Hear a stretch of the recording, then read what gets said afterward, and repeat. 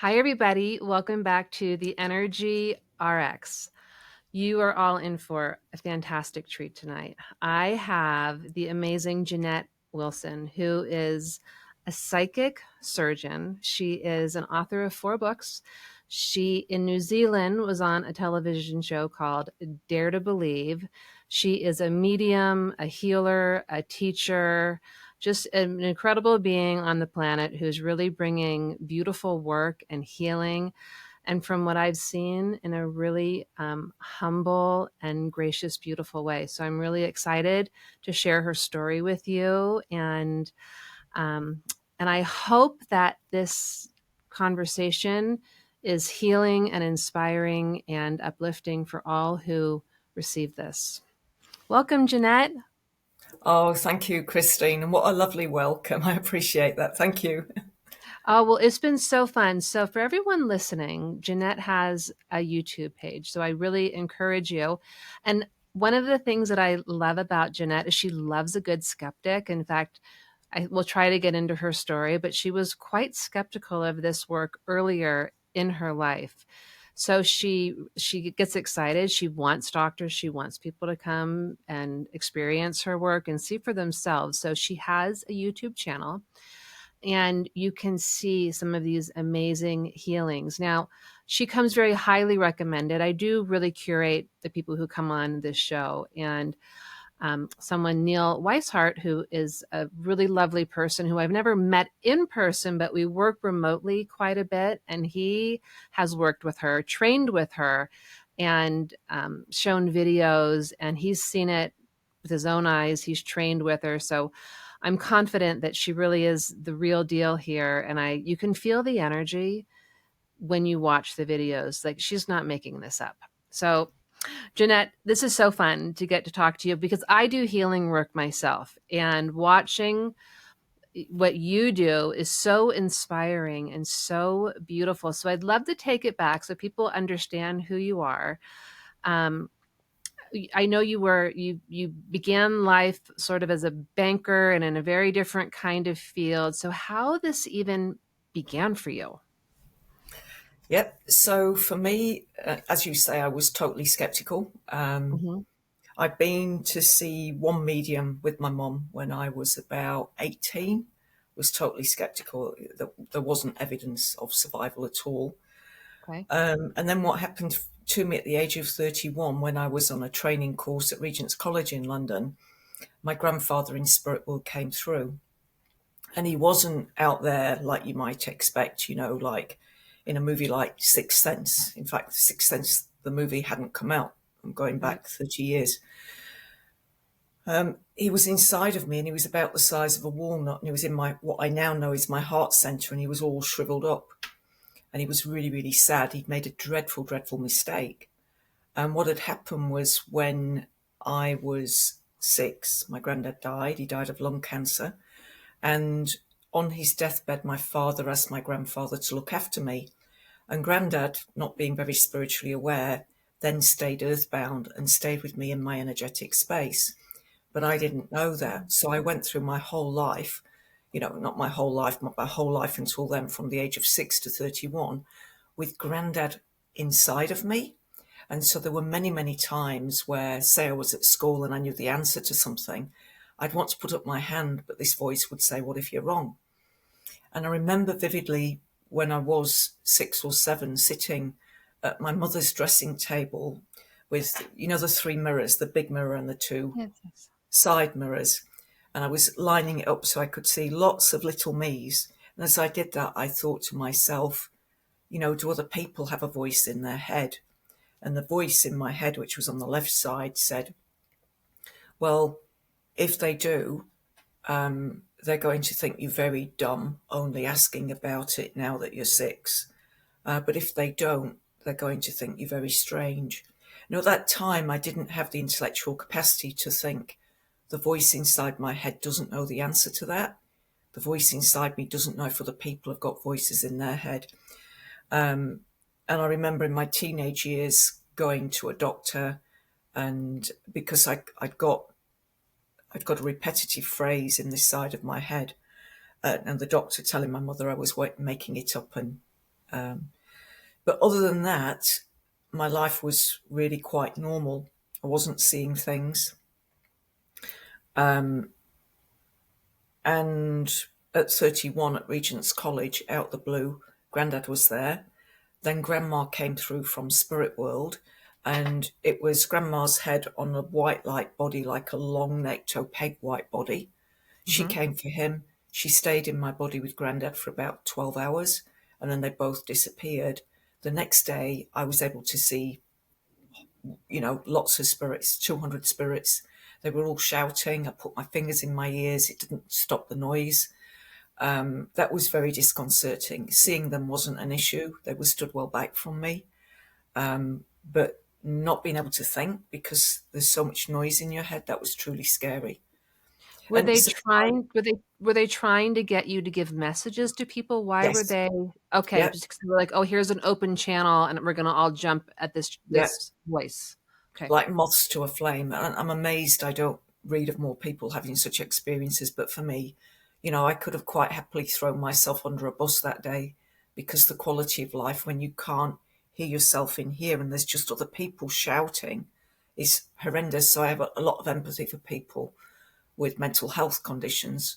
And often what we think of as a mental health crisis can be a spiritual awakening, but we're not in a culture that recognizes that as such.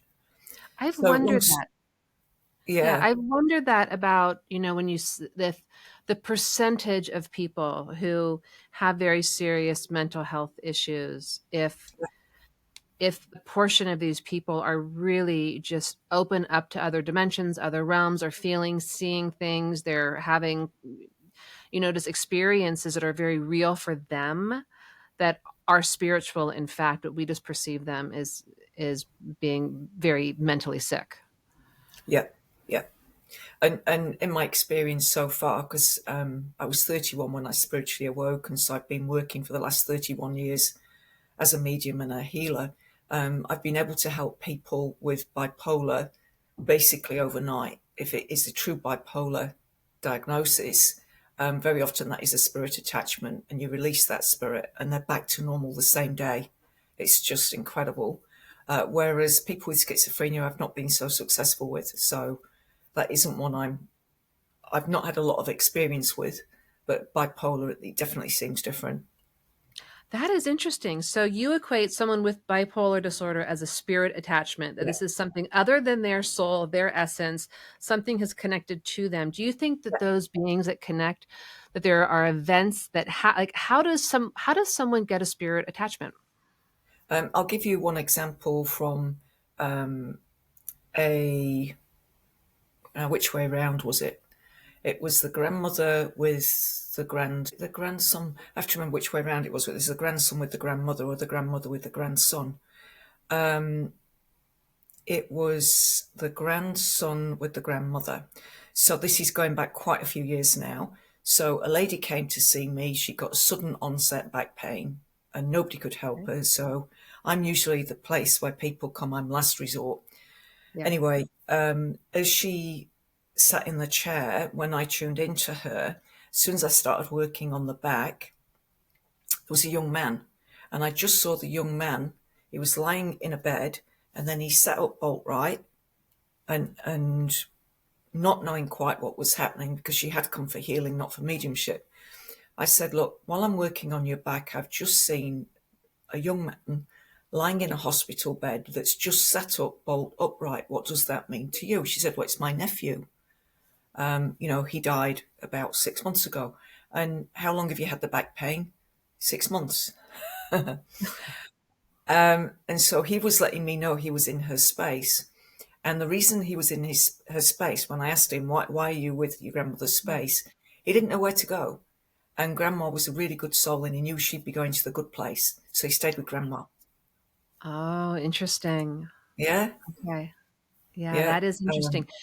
Do you feel that people, because I know people are going to wonder this when they hear this, do you feel that sometimes some of these spirit, like that seems to be not a frightening spirit attachment? Not That was, frightening. she would be Yeah. okay. Like your grandfather was someone who loved you. Have you worked with the spirit attachments with someone with bipolar where it's not a friendly spirit, as someone who um, is a Um, loved one or a friend, or it could be just some other discarnate spirit. no, so they're not. So there's different. Let's say you've got your bona fide spirits that don't have any bad intention. Hmm. Then you've got somebody who's stuck. So one of the ladies I worked with bipolar, it was her ex-husband. He wasn't acrimonious towards her. He wasn't intending her any harm, but he was in her space. And he'd suffered with bipolar. And so when he died, the spirits that had been with him hopped across to her. Don't know Oh, how that happens, but that is one. And then I've had experience, and it's not something I enjoy doing because you definitely wouldn't, but where the right. spirits are negative. And usually I can handle them if there's just one, but if they're an organized team, even I can struggle with that. Okay. Yeah, because So they what do do you work in do? teams. Do you work with a larger, if you come across that? I know that in some of Mm. these healings, you'll have 20, 40 people in the room with you, and their energy helps amplify the healing. Is a Yeah, situation like that, would you have an amplification of people to help with that? yeah, you wouldn't want an audience. I've had it happen recently on my English tour where I was doing a live event with probably 30 people in the audience. And the gentleman that thought he was suffering with chronic fatigue and fibromyalgia actually had a spirit attachment. And I was at the Harry Edwards Healing Centre in the room called the Sanctuary, which is very high vibrational energy. Right. And I felt very confident in that space with the spirit helpers that I could help that spirit move over. And of course, he miraculously gets better, all his symptoms disappear as the spirit moves over. But normally, I wouldn't want to do that kind of work with an audience in case somebody in the audience gets scared. If they get scared, then the spirit can attach and feed on their fear. So it's more something that I do one to one with the client. That Okay. You hear about um, bars. People go to bars and they say, well, alcohol is called spirits, yeah, yeah, and yeah, that yeah. those are places that spirit attachments can happen. Do you subscribe to that, or? Absolutely. I would say Okay. anybody with an alcohol addiction will have spirits with them, beyond any shadow of a doubt. Same with drug addictions, sex addictions, and more recently, scrolling on the phone addictions. Seriously, that's an addiction. Okay, And yeah, I'm glad that yeah, we're coming to this, as I was very curious. I did hear some about your help with mental health, but I hadn't heard you talk about addiction. And so do people with addiction come to you for help? yes. Mostly what I'm working on is people with some kind of physical injury. That's the great majority. But once you help one person with an addiction, they tend to refer others to you. Right. And the person's got to want to stop. And then they've got free will, and the spirit that's with them has got free will. But the problem is when there is a team of them and they're organized, and then sometimes it is very difficult. And sometimes, there's past history between them, there's karma, and that's got to be factored in as well. And I get more requests from family members that want help with their family member that's addicted than I do from people who are addicted themselves. The family want the family Right. member to be helped, but the person with the addiction very often doesn't want to be helped in truth. And so you can't really do much for them if No, they don't want it. Like, the person has to want it to be they've able got to to want receive. it. Yeah, they've got to want it. Yeah. Okay, so I love this whole conversation. I was so curious about your feelings about that. So Mm. you are 31. You have had this awakening, the spiritual Yeah. awakening of, you're wide open, and you have 200 spirit voices. You wanting to shut the world out because it's overwhelming. What do you do after that? All right. So I was in a state of distress. It was it was okay seeing my granddad and my grandmother the day before, but seeing all the spirits when that happened and not being able to shut off the voices, I was distressed. And a lady that was on the workshop with me, a physical lady, and somebody who was alive, came over and asked, what's up, are you okay? And I explained what was happening, and she thought it was wonderful being able to see spirit because so many people want to see it. I Yes. wasn't somebody that had wanted to see it; it just happened. Um, and she said, you need to put yourself in white light. And I really thought, that's not going to help. You're just a Fruit Loop. Putting Yeah. myself in white light isn't going to help, but I got nothing else I could do. So we did that. We visualized me in white light. She helped, I helped, and it shut out all the voices apart from one. And that was the voice of a little girl who wants to talk to her dad. So then I got to work out, well, where's your dad? And she showed me, he got a parting to one side. It was a receding hairline, mustache and beard. But there were two gentlemen like this. Well, is it this one or is it this one? Is it this one or is it this one? And then all of a sudden I know, right, it's this one. Okay. Now, because she was only 4, what she did was she drew the inside of the house. And he was able to confirm, yes, that's the inside of the house. And she must have just got a bike. She was 4. She drew a bike because that was what was important to her. And that was the first message that I ever passed on for Spirit World. So it really just, it was a bit like a tidal wave hitting me, and it just carries you in its wake.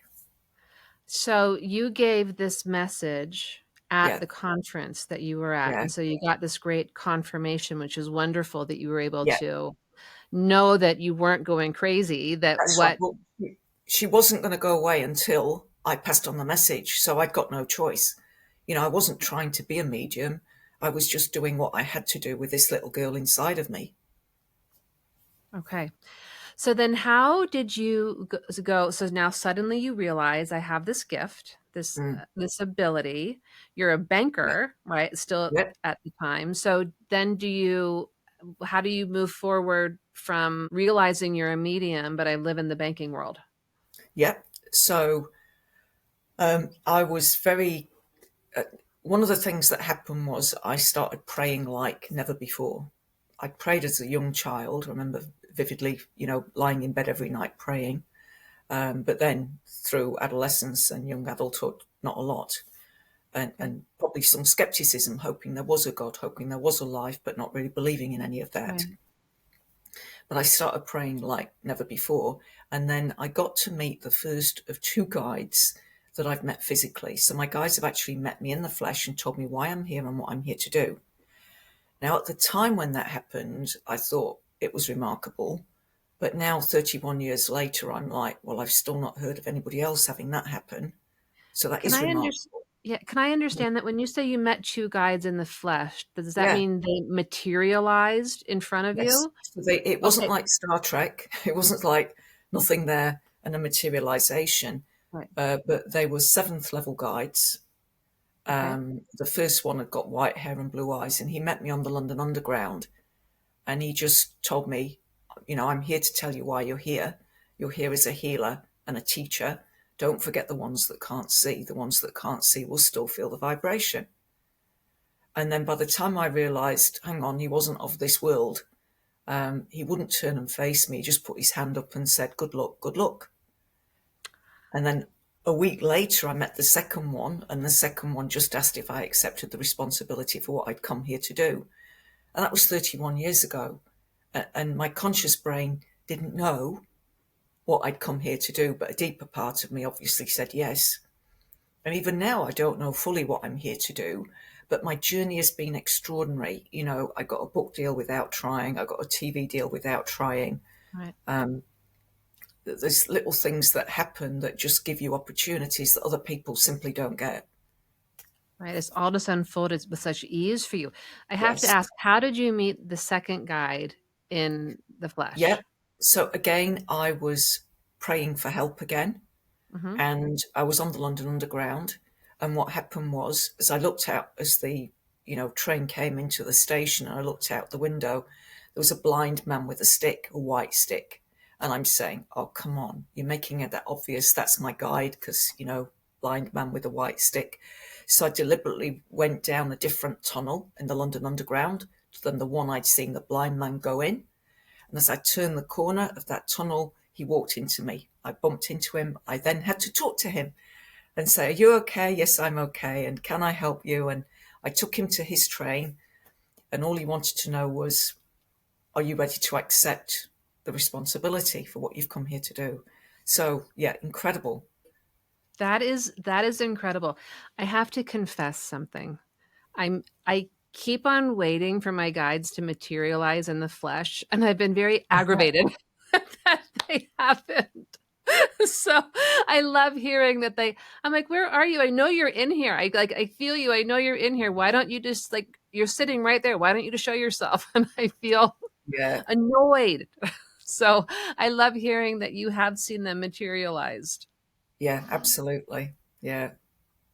Okay, so they and that happened in sort of a quick That was succession within, of each that other? was, 31 years ago, 1 week apart, and both meetings were on the London Underground. It was a little bit like Harry Potter, on the platforms. Yeah.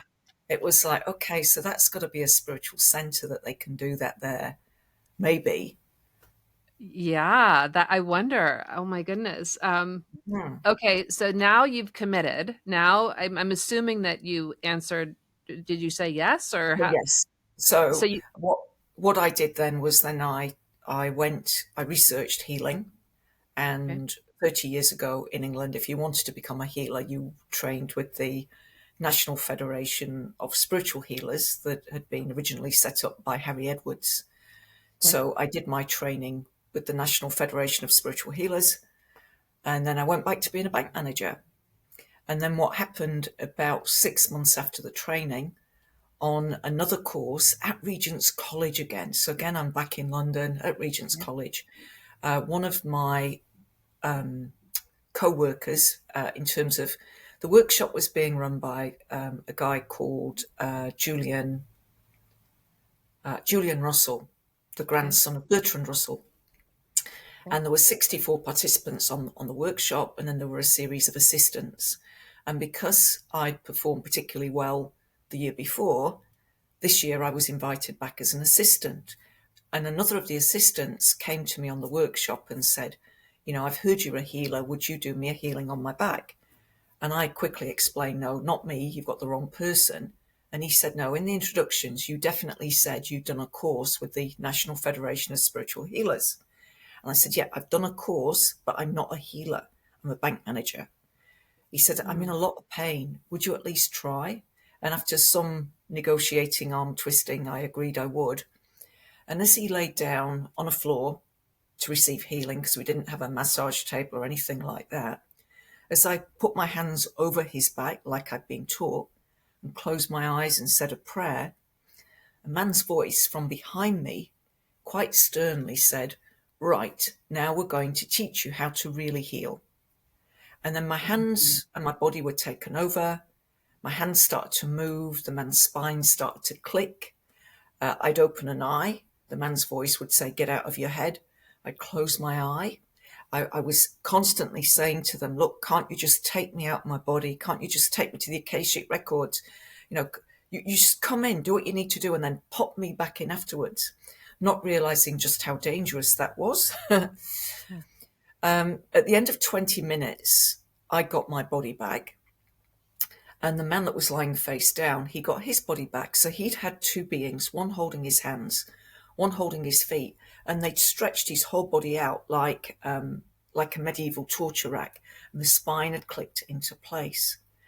And he'd had two curvatures of the spine, a twisted pelvis, compacted vertebra, and in 20 minutes, his whole spine had been rebuilt.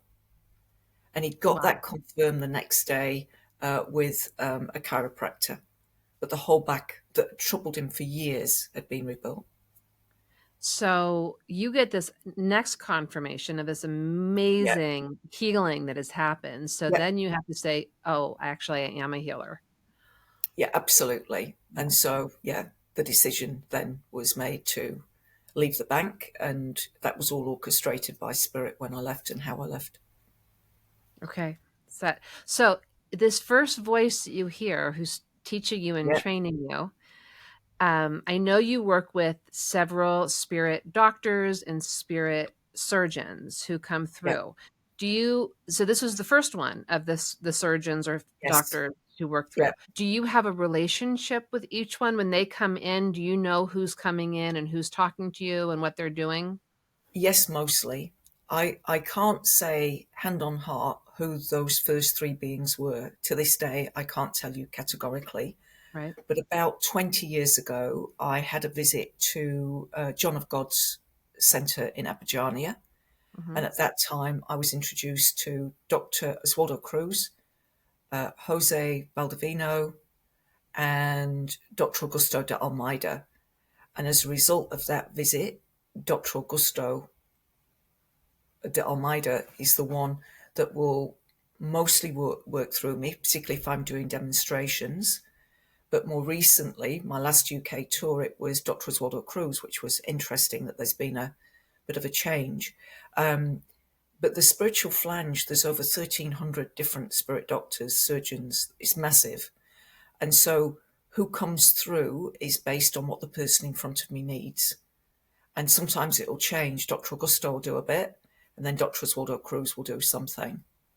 And then I have people that I've never seen before that just come through to do the one-off healing because it's quite rare what is required. And then Okay. they also bring through me spirit world surgeons that are novices, that are surgeons. They've been surgeons and physicians in their physical life, but they're not used to coming through a human yet. And so they'll quite frequently, they'll give me an absolute novice, which can be entertaining for my audience. They always get Right. the results, which is amazing.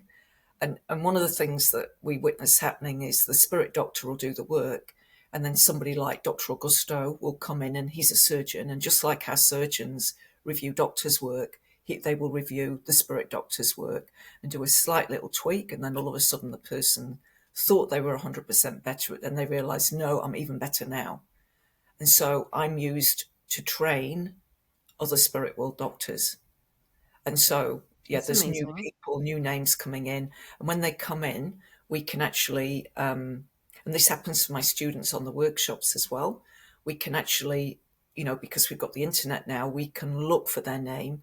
We ask them which hospital did they work in, what time period, what was their speciality, what can they tell us that wouldn't be available to most people to know. And then we can corroborate that with by checking things out. And so when you're getting this information, that you're just getting this psychically or through mediumistically, you're getting the Yeah. names. So when you went to see John of God, because those are not easy names to remember and No, say, they're not. particularly because you're not a Spanish speaker, Yeah, or maybe you yeah, speak Spanish, but it's not your native tongue. So those yeah, are complicated names to hear. And then you go yeah, and you get the names that you hear, and then you corroborate it against evidence from the real world of who these yeah, people were. yeah. Okay. So you went to John of God and you met those spirits at John of God's sanctuary. Yeah, so what happened was on the night before because as we arrived, we would have flown probably into Rio de Janeiro, and then we spent a night in a hotel. And while I slept in that hotel in dream state, I was taken to the place physically so that I saw it in dream state before I turned up there, and I was shown that in that particular experience, I met with Jose Valdivino, and then when I got there, I had different experiences with different ones, and then it's when I do the healing, it's whoever comes through, and then mostly it'll be Dr. Augusto or Dr. Oswaldo Cruz, but there's others based on need of the person in front of me. Do you ever feel when you come through? So right now you've described people who have lived, they've been actual doctors and Yeah, surgeons, and you can locate them in history somehow. Do you ever feel like you have other beings or guides that work through you, maybe like a galactic sort of being? yeah, Do you yeah, ever for have sure, that kind of for sure. okay. Yeah, yeah, and there's a particular, I would say, race of beings that I don't hear anybody else talking about, but are Arcadians. Now, a lot of people have heard of Arcturians, not Sure, so many Arcadian. Arcadians. They Never heard came it. into no, they came into one of my workshops and they were quite mechanical in what they did. And then I'm going back now 20 years, so Mhm. we did have some internet, I think, 20 years ago, but not like we do now.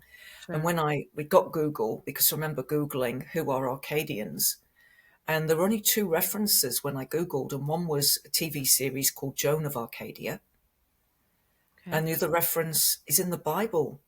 And there's a sentence in the Bible that says, the healers came from Arcadia. I mean, how random is that? Wow. I know. Okay. I know, I'm gonna be looking into this. Yeah, I've heard no, of a I lot of know. things. I've never heard of Yeah, it. no, The Arcadians, yeah. no, Arcadians. And so sometimes they've worked. and there'll be specific. It depends on what the person in front of me needs, and whether that person's with me in person or even on Zoom calls. I do a lot of work on Zoom because Mhm. these are non-physical beings doing the healing. I don't need to be with the person. Right. Yeah, So when you do remote work with somebody one-on-one, so yeah, you travel around and you do these tours and yeah, people come and you'll have 20, 40 people and then yeah, people who like literally people, you need to watch these videos, people who can't walk and who start walking within 20, 30 minutes of the healing that starts to happen. And it's also, I have to say, it's really beautiful how you work with them because you start talking about the neurological pathways. You're going to start feeling a twitch. It's a little bit, and it's like you just like unravel and unfurl this, and the people are crying in the room. It's people who were told they're never going to walk again are yeah, walking within 30 yeah. minutes. And also, one of the things I think is so beautiful about watching you work is the humility. You'll be saying, "This is not coming from me. This is coming No, from it's God. never This me. is Yeah, yeah, you're just you're." She's not saying, "Look at me, I'm this amazing healer." She's like, "This is coming from God. This is for you. God is for everybody." Not yeah. religious that you have to be attached to a denomination of a certain just God. And how would you describe God? Can we put it into words? It's difficult, isn't it? On the one hand, we could say God is love, intelligent love. Maybe that's intelligent light. Um, Everywhere that God is not separate. So when we surrender, we don't surrender to something outside of ourselves. It's internal and it's through our heart. Right from day one, they've told me that only God and the good spirits have access to the sacred chamber of the heart. And so, when you're working as a medium, whether you're working as a healer, definitely keep your awareness in your heart. You'll not Yeah. go wrong. Yeah, it's just this loving awareness because I do think people can hear God. And then some people, I live in a place where I live in Salt Lake City, Utah, which is there are a lot of Mormons here and a lot of Mormons who love their religion and it does a lot for them. So I have no judgment either way. But I also do deal with a lot of people who have a fair bit of religious trauma. And so when they hear the word God, they can sort of shut down and close up. So I just wanted to make that Mm. point that Yeah, good we're ta- idea.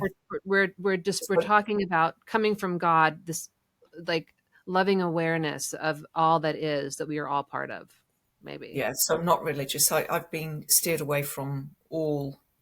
Not, I won't say I can't say steered away from all religion. I've explored lots of different religions and, yogic practices.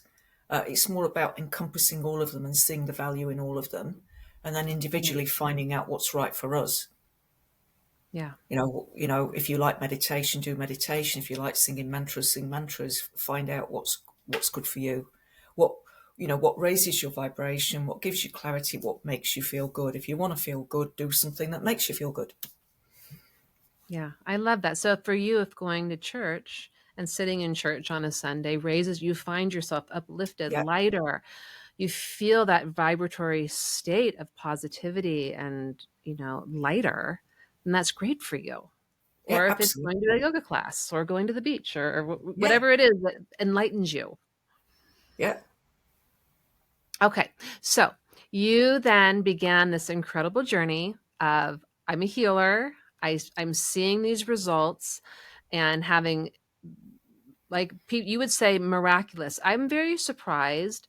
I was listening to you on one podcast and you said in 23 years, only three doctors had yeah. come. This is from several years ago. So I don't know if that's changed since then, but that only three doctors had come and all three of those doctors were pretty amazed at what they saw.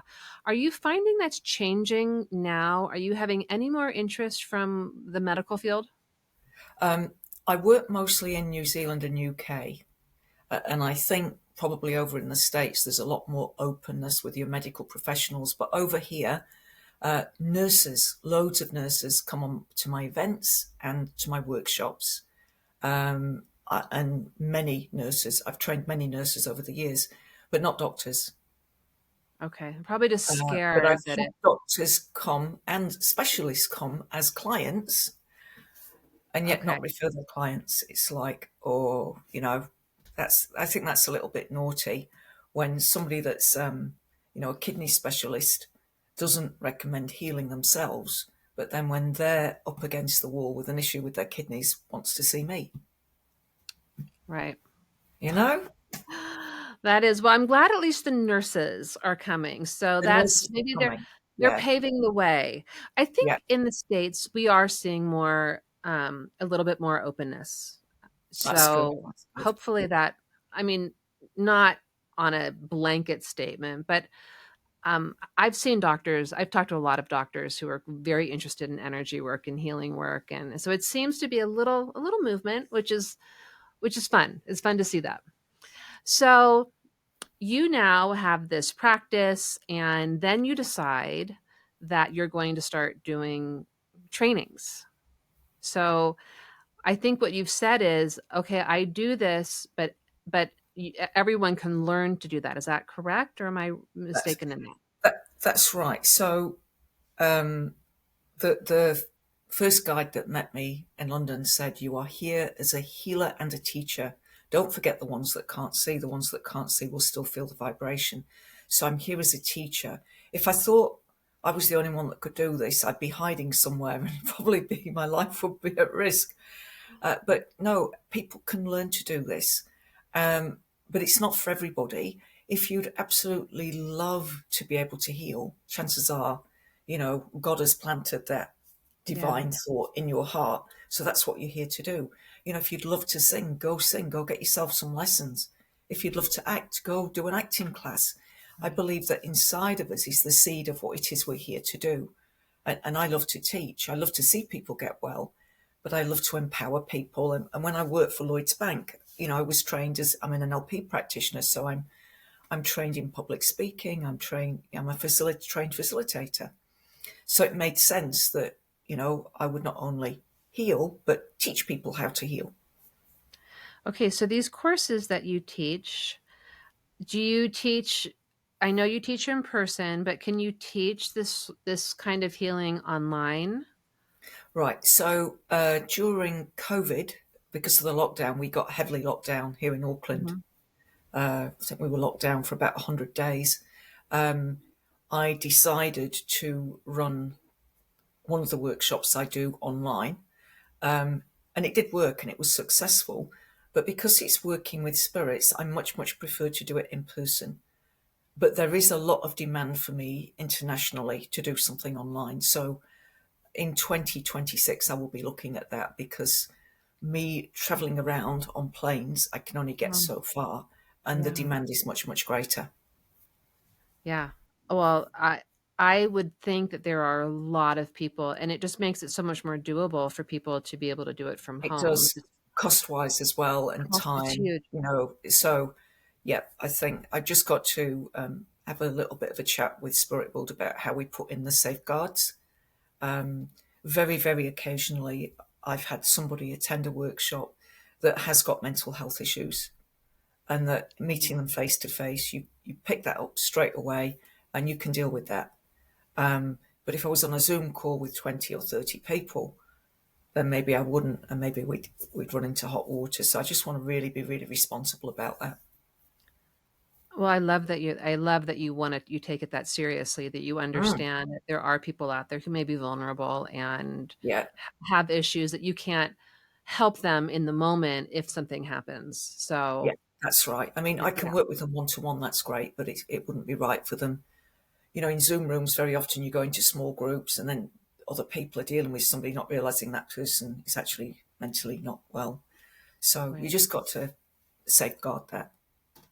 Yeah. And can you tell a few stories about some of your favorite healing, experiences that you've had?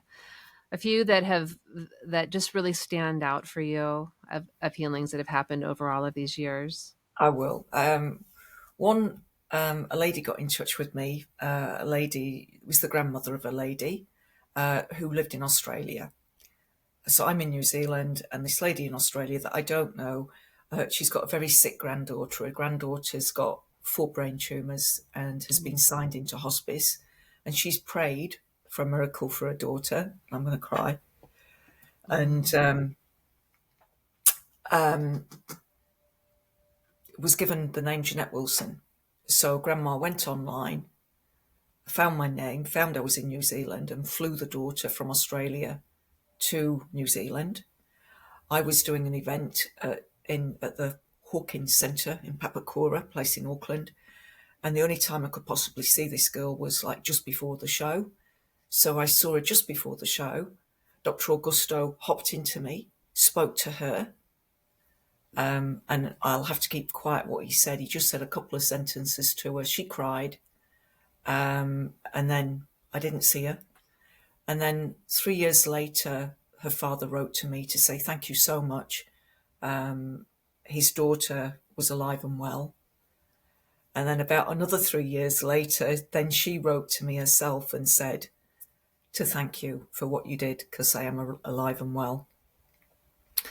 And then what happened was this young lady in Australia went back to see her oncologist, and her oncologist had a daughter the same age as her that had the same cancer.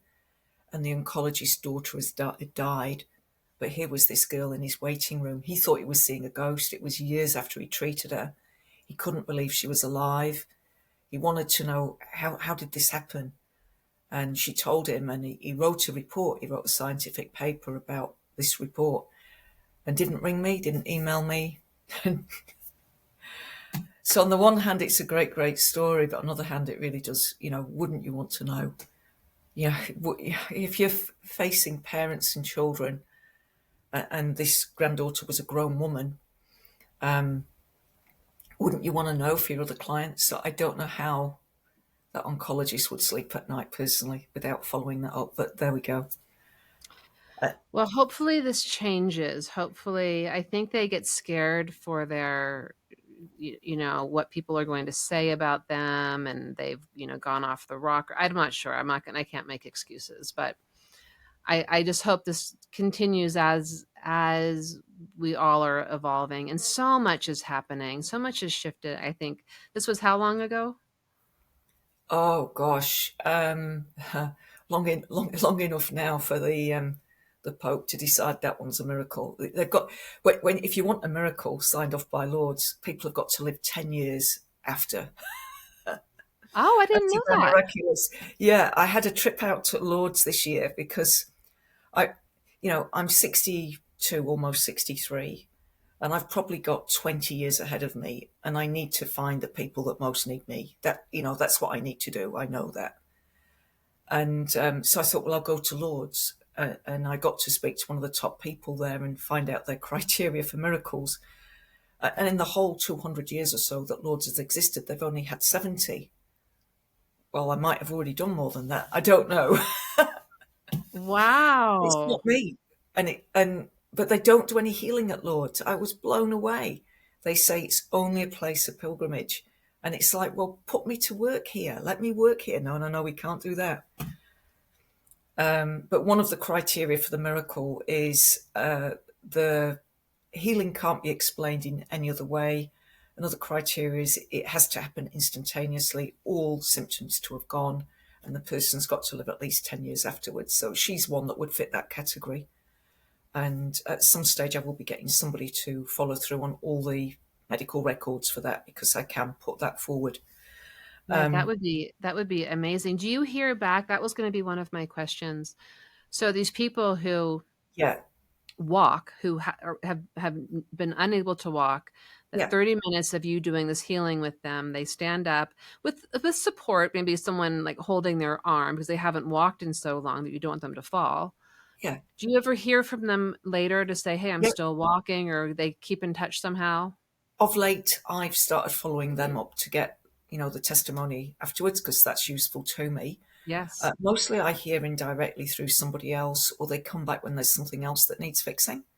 But the success rate that I witness is very, very high, extraordinarily high. And it seems to work for any condition. You know, there's not a lot that can't be fixed. Okay, so one thing that you said that I loved, I think this is so important. You were working with someone who had the diagnosis of, I think it was MS, and it was a woman. and you started talking and you said, I don't work with conditions, I work with symptoms. Yeah, That's absolutely. which I think is so powerful to not be attached to a diagnosis. I'm having these Yeah, symptoms when we're working with the yeah, symptoms. And it was just such a succinct, clear way to describe how to work with the energy in a yeah, more like powerful way. absolutely. Just break it down into symptoms, lack of movement, pain, whatever it is, and then just deal with that. So you It's don't. good psychologically for the client as well. Yes, and I love that. Now you don't have a medical background. You have a banking No, background. And so now you're working with all different kind of illnesses. Are you getting the information well, you're with the symptoms of these diagnoses? Are you getting information about this through the spirit doctors, or do you have to sort of study a little bit, or just come straight through from spirit? no, it comes through, and then sometimes because I've been doing it a long time, my medical knowledge has been expanded just through experience. But Right? I would say for the first 20 years of the 30 years, I was just the instrument. I just let them use my body. And then a little while ago, I met with Dr. Bruce Lipton, and he really likes my work, but he said, stick to the science. I think he'd be much happier if I spoke about the science than about the spirit doctors. And so Interesting. then I started getting more into the science and quantum physics, basically, so that I can Mhm. explain what's happening. So I'm still the instrument, that's all, and there's good reasons for that. Um, so as I've walked my path, I got guided away from spiritual churches. I got guided away from the places in England that you'd normally go, like the College for Psychic Studies or Stansted Hall, which is where Yeah. most people would go to train. And I've Yeah. been taught entirely by spirit. Now, about 10 years into my journey, I was rather miffed, to put it mildly, when I found out that one of my major guides was called Medoc, Medoc, and the other one's called Ortan. I know there's an American lady also channels Ortan, whether it's the same Ortan, I don't know. But Medoc was a new guide. He hasn't been a guide ever before. Well, I didn't know that. And Medoc was the one that thought it was a good idea, or him and I together, thought it would be a good idea not to learn anything off anybody, but just do it our way. Okay. And it has, in terms of mediumship, my skill level is very high, and in terms of healing. Now fast forward another 20 years, when I've returned to the UK, because I've been in New Zealand for 28 years, their healing's been watered down. It's spiritual healing, they call it. And there's less emphasis on working with spirits. But for you to get the Mm, extraordinary results that you want with healing, you need to work with the spirit doctors and surgeons because they are 100% in spirit. They can work on the spiritual layer of our energy field much more effectively than we can because we're part human and part spirit, if you like. But right. we're all spirit and we've got a human form. Yes. And I've known this for quite a while, but I hadn't found anybody really out there corroborating this until I went over to England this year and I visited the Harry Edwards Centre and reading Harry's old books, and there's about a dozen of these books that he's written, it's all there in his old books. So Harry Edwards was like England's top most famous healer, and he died 49 years ago. But when he was alive, he supported people through World War One and World War Two, and he was receiving 10,000 letters a day and getting amazing results. And he was pushing healing, with the doctors and with the hospitals. And then, really, since Harry died, he founded the NFSH, which is the National Federation of Spiritual Healers, but nobody's really pushed it in the same way. And so now I think, well, I must be here to do that. Okay, I have a question about him because I think this is the name of someone who just came. This is what happens. Would you know, were his wife and children killed in the war? No, They weren't. Okay, then no, it's a somebody different else, I medium. someone. It's someone Yeah, else. Okay. yeah. Because there was a healing medium who was working with someone I was working with. So he um 10,000 letters a day Yes. of people wanting healings. It's And incredible. so most of that healing was done at a distance. You see, a lot of people accept healing, like even for me, everybody Mhm. wants to see me in person. And the big education thing is you don't need to see me in person. You can see me on a Zoom call because it's spirit doctors that are doing the work. They'll be with you in your home. I hold my concentration and focus that I can tell you what's happening and what they're doing and ask you questions, but they do the work. And it was a big thing with Harry that the power of the distance healing.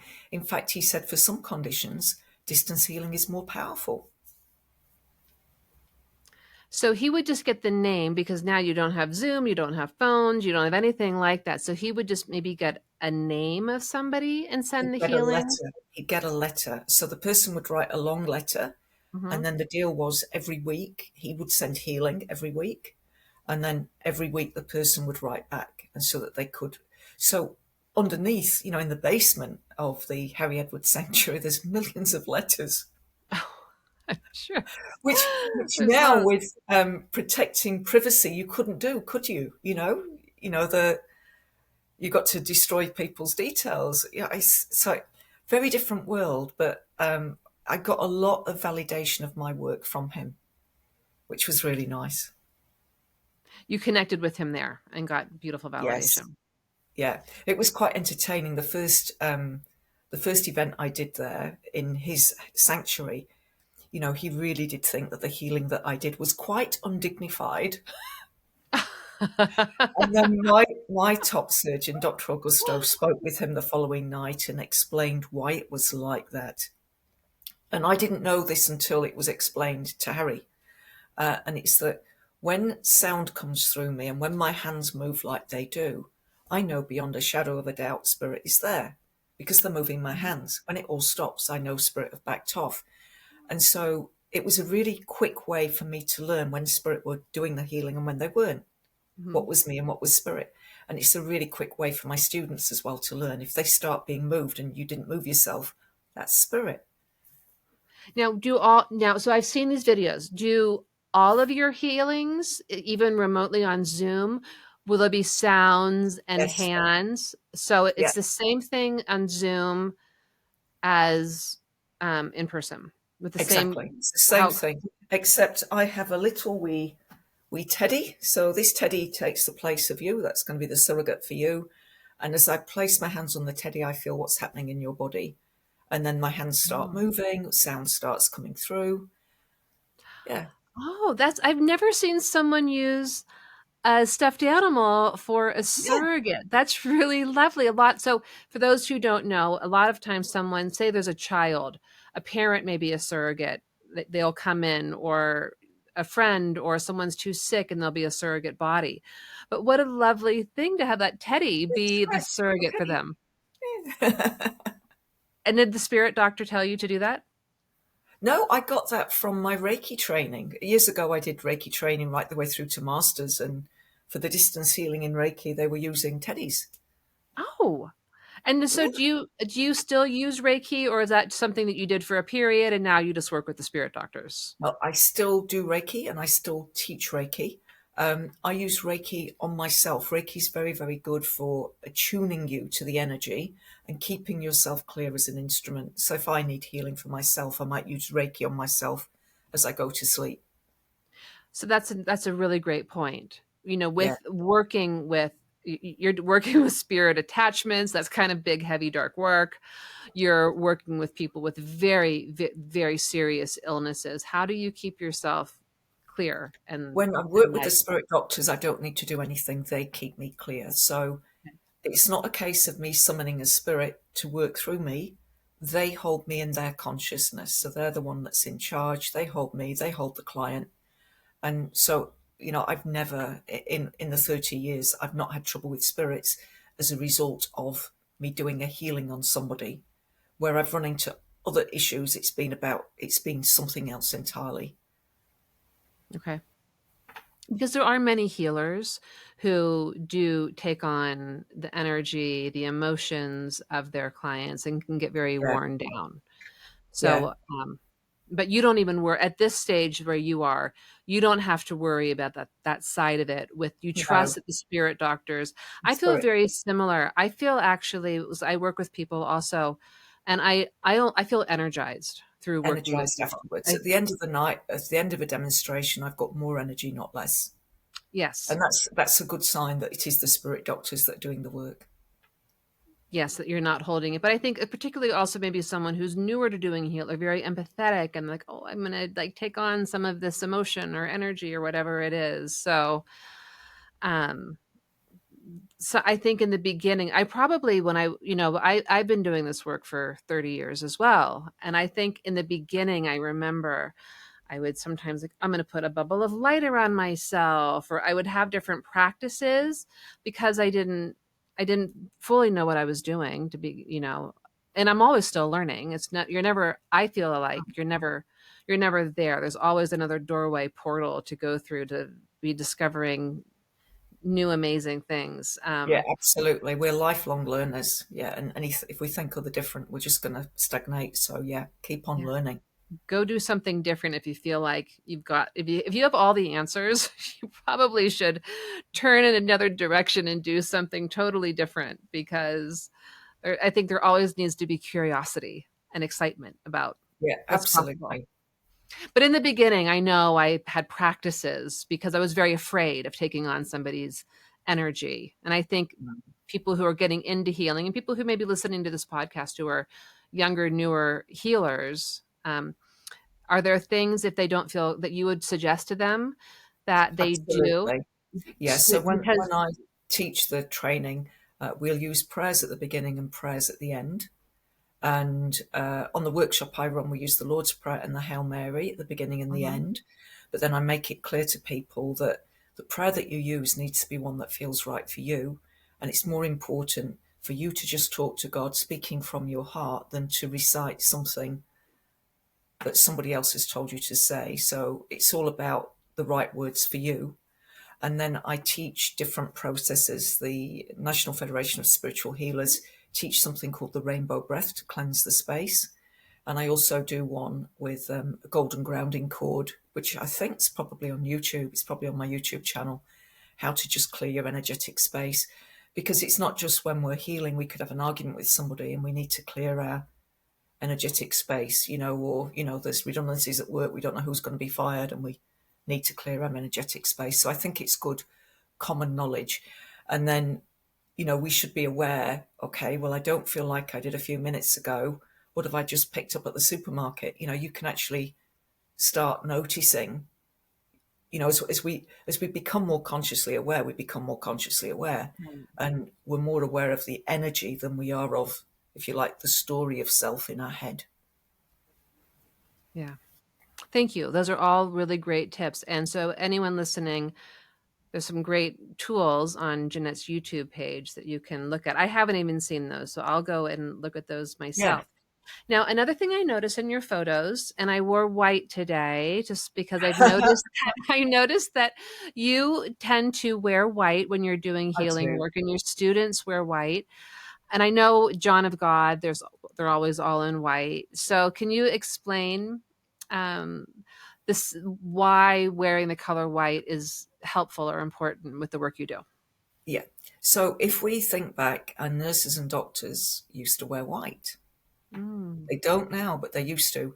It's right. not just cleanliness, it gives a level of spiritual protection. Like we put ourselves in white light, you can put yourself in white clothing. But the main reason is so that as the spirit doctors are working, if there's something comes off my client, and my clients don't need to wear white, they can see it in my energetic space and release it. So it doesn't have to contaminate me. Yeah. And Yeah. also there's a level of intentionality when I put on the white clothing. I'm putting on my work clothes, I'm coming to work. Yes. The intention, I feel intention is undervalued and underrated. It's a It's really huge. it's so It's very powerful huge. Yeah. when you work Before with you your do intention. anything, get really clear. What is my intention? And Yeah. get really, really, before you start any task. And then as soon as you start a different task, what's my intention here? So for you, this is so symbolic. Like It I'm is. stepping into being a healer. And it feels better. I mean, I used to wear loads of black. Now you won't find black in my wardrobe. I'm more aware of how colours feel. I would Mhm. never ever wear pink. Now I wear quite a bit of pink because pink feels good. I will frequent there's a you know, I still love black. I don't wear it. I don't I don't wear it a ton. I wear it a lot less than I used to. And I did notice that I had a period where I had to buy a lot of really different colors that I had ever worn before. And I realized, I'm like, oh, it's the frequency. And so I often will dress when I get ready for the day. It's not the clothes, the look that I'm going for, but it's what color I want and Mm, for the day. yeah, So, but I love that this is a very intentional, almost just it's like there's some like you're creating this sacred space and you're creating this yeah, beautiful intention with putting on the white. And you also have your students wear white as well, yeah, correct? definitely. Because I want to keep them safe. And, you know, you go to a workshop and there's 20 people all in white. It's very different from another workshop. You know, people are present. And so there's many different reasons that I think it's a really good idea to have the white clothing. I think it's brilliant. I love Mm. it. Jeanette, this has been such a beautiful conversation. Is there anything else that I have not asked that you would like to share or talk about? Oh, probably my books, the books I've Great. written about my journey. Yeah. Yes. Um, my first book, Medium Rare, was a bestseller here in New Zealand. And it's the journey of how I went from being a skeptical bank manager to a medium. And a lot of people give me feedback that there's so many little bits in there that resonate with experiences they've been having. It sort of validates for a lot of people the journey that they're on. So that's a really good read. And then for anybody that's recently lost somebody that is looking, you know, for evidence, my book's either Rare Moments, which is stories that I gathered as a medium, or Backstage with Jeanette, which is it's got some poems from Spirit World, you know, to help us through that time, and it also talks about Elizabeth Kubler-Ross's stages of grief, which can be useful for us to be aware of as we go through that journey. Yeah, I do a daily meditation. The group there is called Sangha Online Meditation. So as we went into lockdown in New Zealand, it was really, really hard for us here. We, I knew that my community needed something to help them get through. So I started Mhm. doing a daily meditation, and we've kept that up ever since. So it's been about 5 years now, which has been great. I've got about three Wow. and a half thousand people on that group So every day you every day. have an We do. online meditation That's right. And it and can gets ev recorded as well. Anybody can come, it's free. and There's a you just short join session. in and You you're just all join. together. Yeah, Oh, that's beautiful. yeah. Yeah, it's And it on your really has, website, so people can find if they wanna join your meditation, they yes. just there's a link somewhere. Okay. So my main website is JeanetteWilson.com. And on there, they'll find links to the different things that I do. But the meditation group is on Facebook, and that's Sangha Online Community. But there's a link on the website, so it should be quite easy for people to navigate to. And we have a short teaching. At the moment, we're working with Wayne Dyer's book, The Power of Intention, so very fitting. Mhm. Yeah. And then there's usually a meditation which lasts 20 to 30 minutes. I believe we don't need really super long meditations. Once you've learned to drop yourself into that meditative place, you might only need 10, 15 minutes. Every now and then it's good to do a longer one. But I think a lot of people are put off meditation. They think it's how long it's going to take. So if Yeah. they know we're only going to meditate for 20 minutes, people are like, oh yeah, I'll give that a go. Yeah. And Yeah, also, I would just imagine that when you have that large of a group with that are aligned in meditation, you're creating such a vortex and a field that is amplified, the absolutely. energy is So it amplified. helps everybody stay in a meditative Yeah. place. Yeah. I'm definitely gonna join in. I Yeah, love that you excellent. that's what a beautiful offering that you give. You clearly are a person who is here. I mean, I hear you say, "Put me to work at not Fatima, at, Lords. Lourdes, thank you. Put me to work at Lourdes." That I've heard you talk about oh, I charge this certain price and I do this because then I can, the people who I know who I can't pay, that I give it free, or I do these, these things that I can feel and hear that you are in this because you really want to bring healing and help the global consciousness and people. So, I mean, Yeah. just such a huge heartfelt thank you to you for this, beautiful heart that you're bringing forward. Oh, it's my pleasure. It's what I'm on this earth to do. So, Yeah, and you're doing it. You're one foot in front of the other, led by spirit and your team, and it's beautiful. I really am looking forward to understanding even more of what you're doing, watching even more of your YouTube videos. I will put links in the show notes for this, for you to find Jeanette. I think you also have it in, if anyone listening in the UK, you have a different website for the UK. Is that correct? I do. That's for when I'm on tour in the UK. I have JeanetteWilson.co.uk. But if people want to book to see me, they need to go to the .com website. So JeanetteWilson.com. Yeah. So It's if you're in just, the, so yeah, if I'm in the UK on tour and they want to come to a UK event, then UK, JeanetteWilson.co.uk. And okay, that's for VAT reasons. I have to keep things separate for the UK market.